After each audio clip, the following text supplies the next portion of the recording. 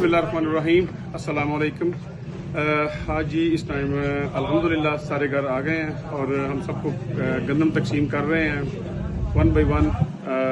जैसे ही पर्चियाँ को दिखा रहा है हम सबको गंदम जो है वो अल्हम्दुलिल्लाह दे रहे हैं। घर के हिसाब से हम किसी को 5 मन दे रहे हैं, जिनकी फैमिली जो है वो 5 से ज़ायद लोग हैं, हम 6 मन और 7 मन भी दे रहे हैं अल्हम्दुलिल्लाह। और रहमान वेलफेयर फैमिली की तरफ से अल्हम्दुलिल्लाह अल्लाह के हुक्म से जी ट्राला आ गया जी रहमान वेलफेयर सोसाइटी के गोदाम दे विच और गंदम जिहड़ी है उतर रही है।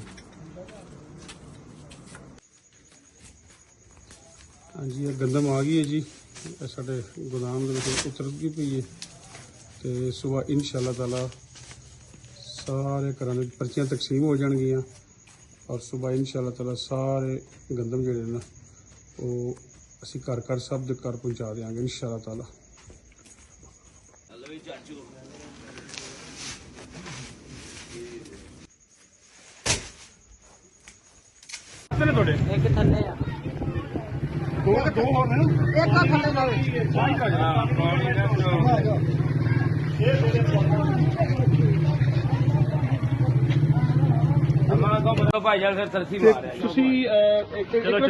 हाँ जी साढ़े नाल ही करा रहे हैं। तीसरी पर्ची उन्होंने पर्ची इन्हां दी हो गई और लदन टाइम हुंदा इन्हां दे बाहर थोड़े कढाओ ते 3 ते 4 7 थोड़े होर कढाओ ए पढ़ लवे इन्हें एक और अक्षर जाना है किथे ने बीमार ने इधर हो जाए अच्छा साडे दो बन्ने दो आए मौलवी साहब है दोवें बीमार ने इन्होंने दे दी टाइम दी पर्चियां आ गई हैं। चलो जी 8 लगाओ इन्होंने थोड़े भाई 8 पे रक्षा कितने रखा कितने चलो